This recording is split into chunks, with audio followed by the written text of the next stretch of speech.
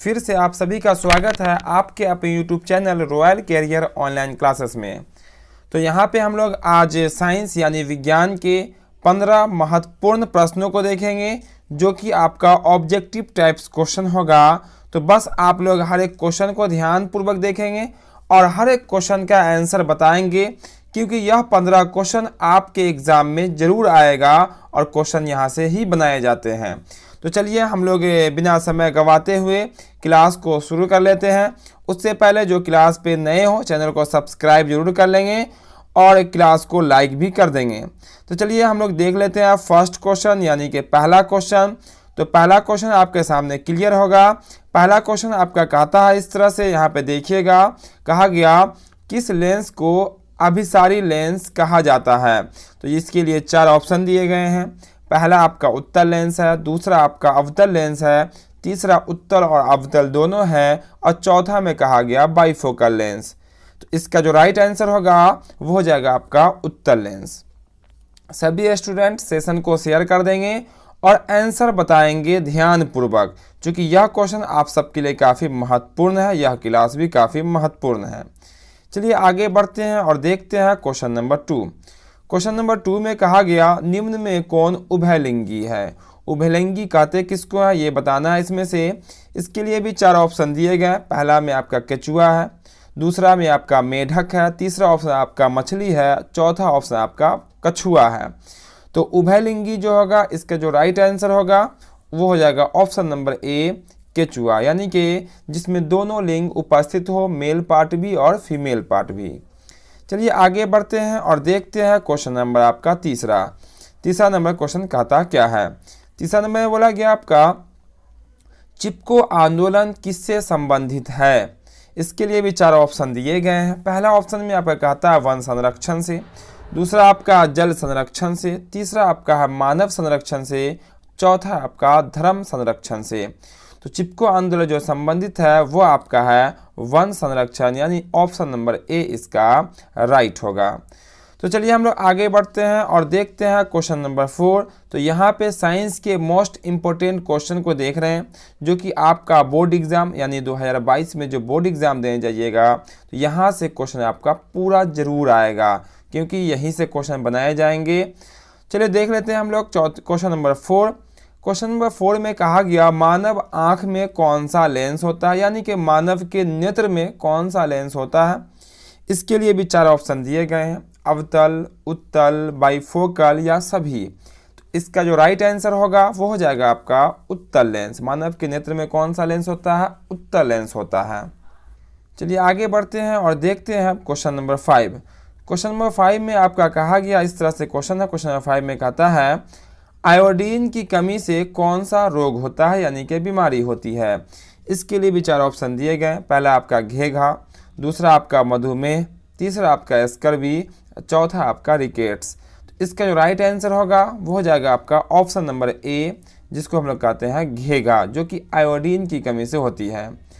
अगला प्रश्न देख लेते हैं। प्रश्न नंबर आपका होगा वो 6 नंबर प्रश्न में कहा गया आपका अम्ल का पीएच मान होता है, यानी कि अम्ल का पीएच मान कितना होता है ये हमें बतानी है। इसके लिए भी 4 ऑप्शन दिए गए हैं। पहला आपका 7 से कम है, दूसरा आपका 7 से अधिक, तीसरा में बोला गया 7 और चौथा में कहा गया आपका 14। तो अम्ल का जो पीएच मान होता है वो होता है आपका 7 से कम। तो यहाँ पे आप मात्र 15 क्वेश्चन को देखेंगे, लेकिन यह 15 क्वेश्चन आपके एग्जाम में ज़रूर रहेगा। तो पूरा 15 क्वेश्चन को देखिएगा, समझिएगा और सबका आंसर बताइएगा, ताकि आपको यह पता चले कि आपका कितना आंसर सही हो रहा है और आप जो है अपनी एग्ज़ाम के लिए कितना तैयार हो चुके हैं।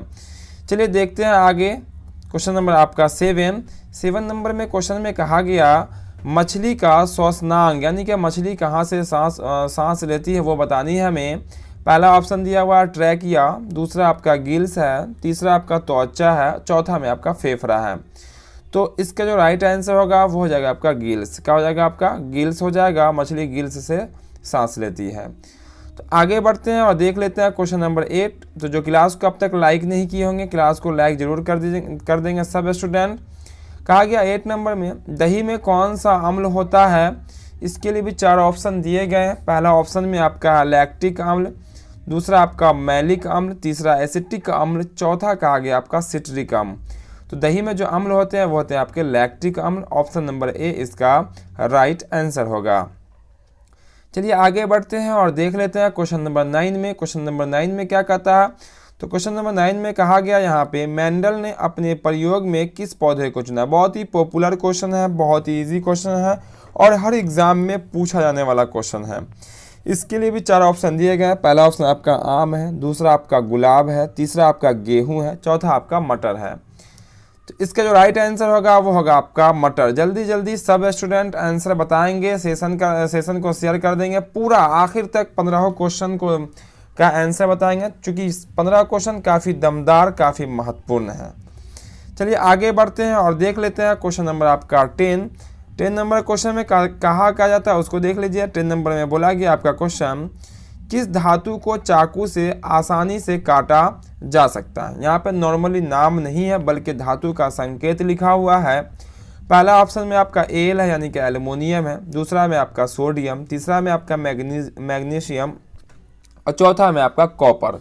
तो इसका जो राइट आंसर होगा वो होता है आपका सोडियम, जो ऑप्शन नंबर बी में होगा, जिसका संकेत होता है Na। यही इसका राइट आंसर होगा। चलिए आगे बढ़ते हैं और देख लेते हैं क्वेश्चन नंबर आपका 11 नंबर प्रश्न में कहता क्या, चूँकि यहाँ पर हम लोग 15 क्वेश्चन को देखेंगे। तो यहाँ पे क्या आपका आवेश का SI मात्रा क्या होता है। इसके लिए भी 4 ऑप्शन दिए गए हैं। पहला आपका है वोल्ट, दूसरा आपका ओम, तीसरा आपका है कुलाम, चौथा आपका है जूल। तो यहाँ जो राइट आंसर होगा वो हो जाएगा आपका वोल्ट का हो जाएगा, सॉरी आपका हो जाएगा वो का कुलाम हो जाएगा, क्योंकि आवेश का SI मात्रा क्या होता है, कुलाम होता है, जो कि आपको ऑप्शन नंबर तीसरा में दिख रहा होगा। यही इसका राइट आंसर होगा। चलिए आगे बढ़ते हैं और देख लेते हैं क्वेश्चन नंबर आपका 12 यानी कि 12 नंबर। 12 में कहता निम्न में कौन अवशेषी अंग है। अवशेषी अंग का अर्थ होता है जिस अंग का कोई काम न हो। 4 ऑप्शन है। पहला कहा गया रीढ़ की हड्डी, बिल्कुल ये कारगर है, काम की होती है। दूसरा में बोला गया अंगूठा, इसका भी वर्क है। तीसरा बोला गया कान, इसका भी वर्क है। चौथा जो है वही इसका राइट आंसर होगा, जिसका नाम है अपेंडिक्स।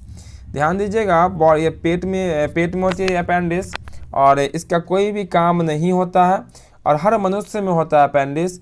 जब अगर यदि यह बढ़ जाता हो अपने आकार से तो वही पेट में दर्द होने लगता है, जिस कारण से इसको निकलवाना भी पड़ जाता है। चलिए अगला प्रश्न को देखते हैं। प्रश्न नंबर आपका रहेगा वो 13 यानी कि 13 नंबर प्रश्न में बोला गया किस रंग का फैलाव सबसे कम होता है। यहाँ भी 4 ऑप्शन दिए गए, पीला, लाल, नारंगी, हरा।